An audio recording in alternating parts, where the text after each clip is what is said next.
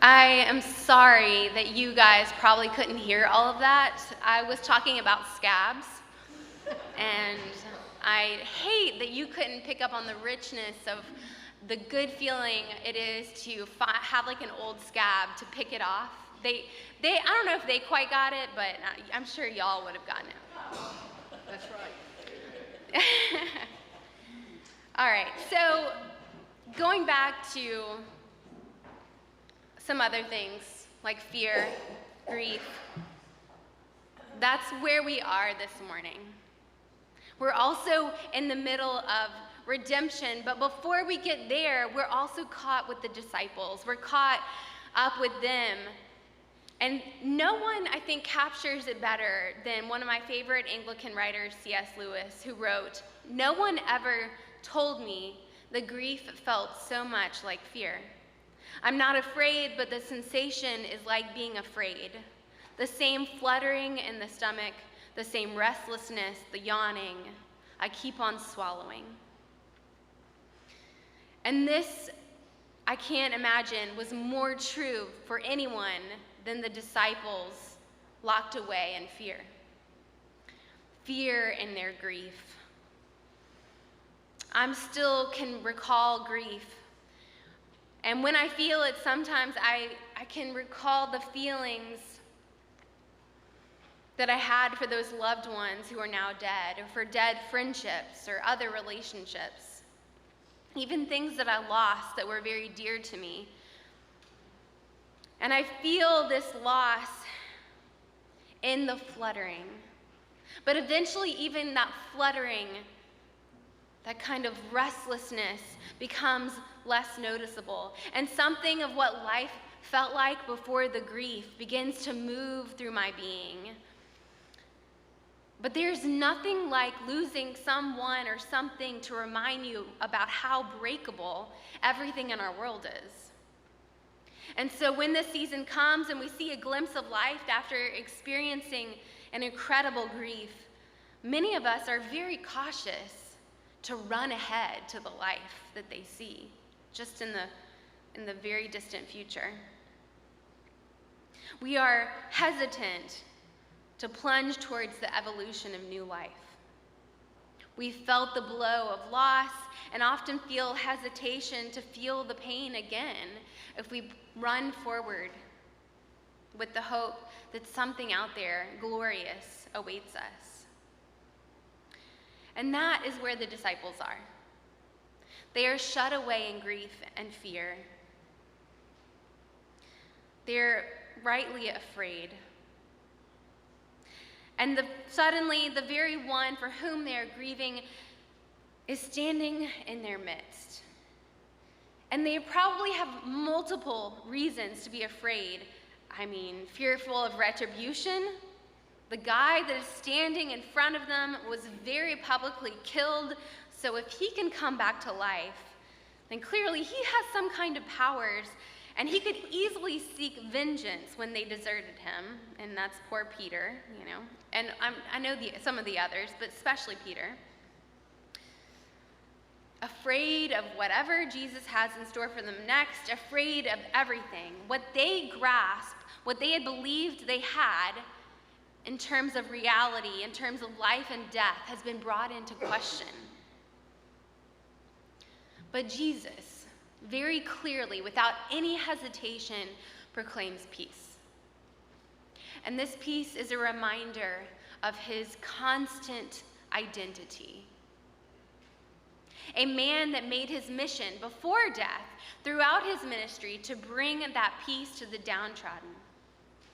Jesus remains faithful to his identity to bring about peace. One of the Hebrew translations for shalom, or peace, is a whole wellness for the person. He's proclaiming a whole wellness to these people, not just one particular identity or portion of wellness, but a whole wellness to these people, to his disciples. We might describe Jesus' work in his ministry, his life, his death, and his resurrection are a work of wellness proclaimed not just for people and individuals, but for an entire world as we know it. One of my favorite theologians, a Lutheran of all people, he talks about it as a work of social shalom, a work of peace for all things in existence. All things are right and brought back into this balance of restoration and new life that God created us for. And this is all in spite of the fears that we continue to live in and that wreak havoc on existence of all creation. And we all experience that fear they're feeling. It manifests in us. It manifests in a lack of trust of others, and to a degree, it helps us navigate an imperfect world we need to survive. It acts as a guide to help us assess threats. Fear can be helpful. When fear of what we experience very tangibly on a regular basis, though, begins to weigh on us, it shapes how we participate as faithful disciples. And if that's the case, then it limits the life we have been invited to step into outside of those locked doors. There's a deep incompatibility between a rich faith life that involves trust and living in constant fear. The disciples, we cannot be locked in fear and also living in faith.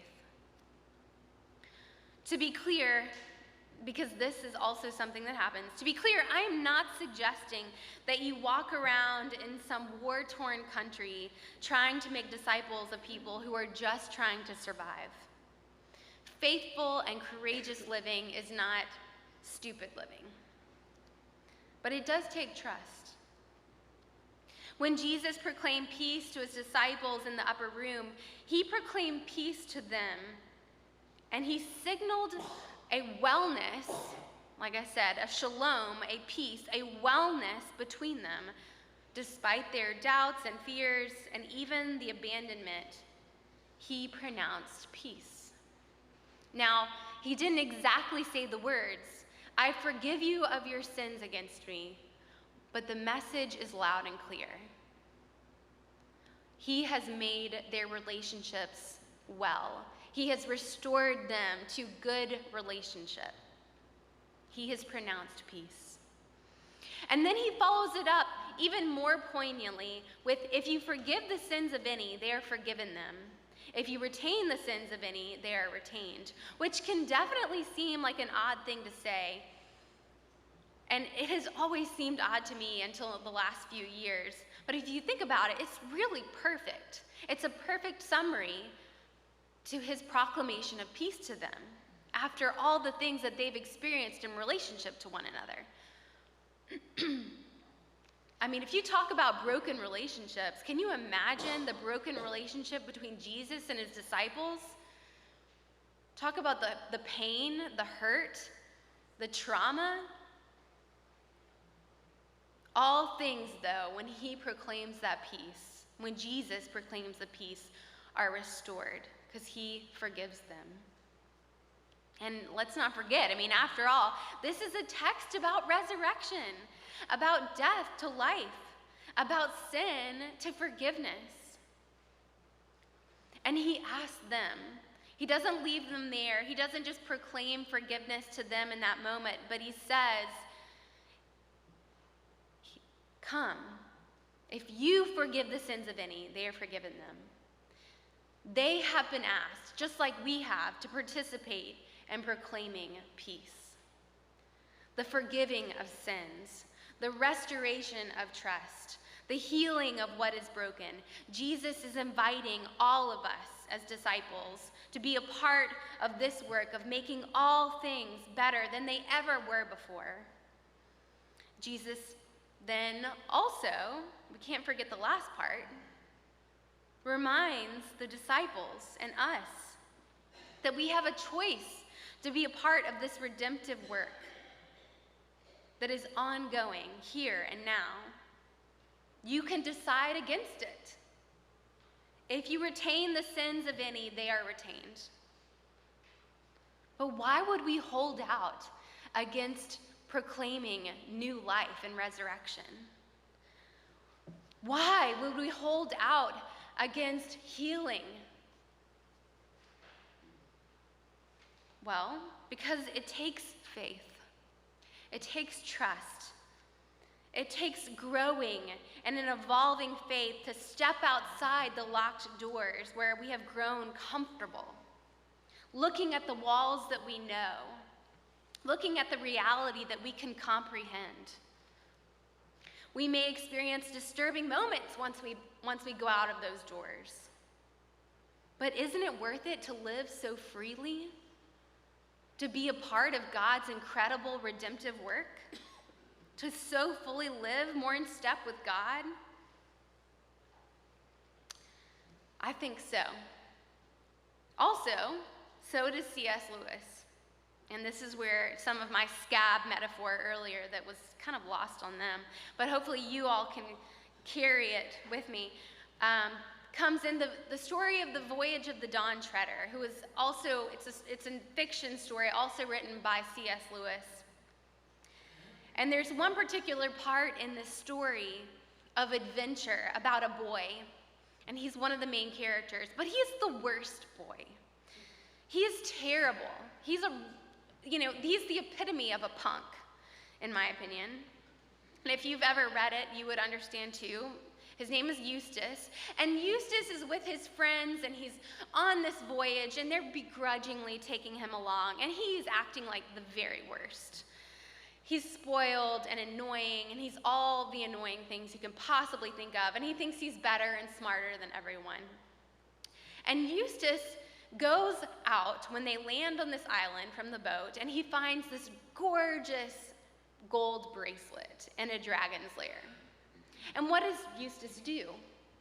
But Eustace puts it on, because that's the reality he knows brings you power and brings you glory, is putting on this gold bracelet. So he puts it on, and then he kind of gently goes into this deep sleep, dreaming about how wonderful he is now that he has this gorgeous bracelet on, and what all of his friends will think of him when they see that he has this bracelet, and he wakes up, and he's a dragon.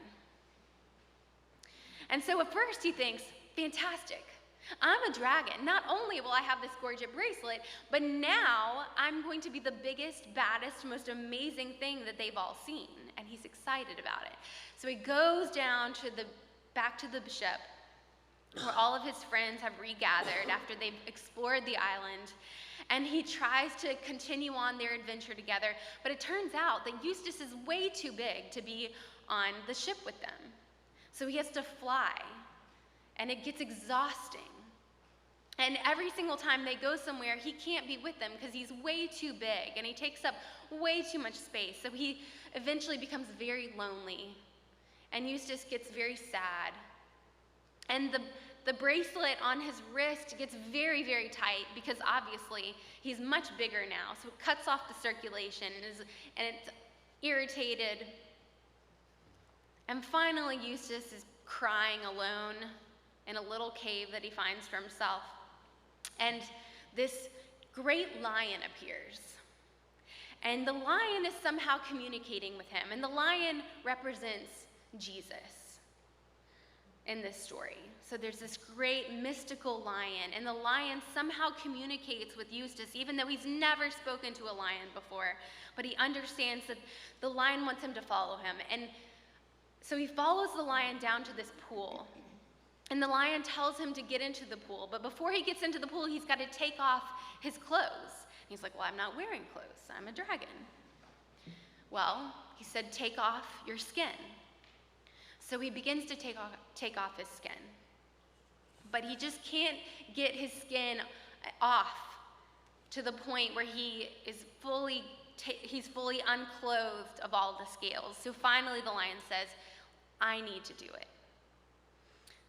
And it's painful for Eustace because the lion takes his really sharp claws and he cuts super deep into Eustace and he pulls all the way down just to his bare skin, and finally, Eustace climbs out of these many layers of reptilian scales. And then the lion picks him up and throws him in the pool.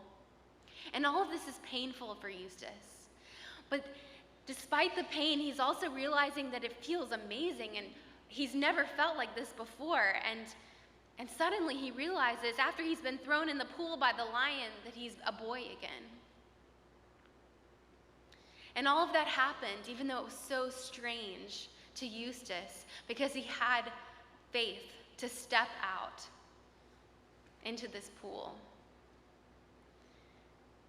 This Easter season, we have been invited to proclaim peace and forgiveness outside the safety of locked doors. We've been asked to strip down and wade into the pool in order to come out and be part of proclaiming and being redemptive and looking redeemed. And in that vein, I'm asking you to grab a friend, or grab me, or grab someone here, and let's step out of the doors of the nave and proclaim peace to a world that desperately needs it.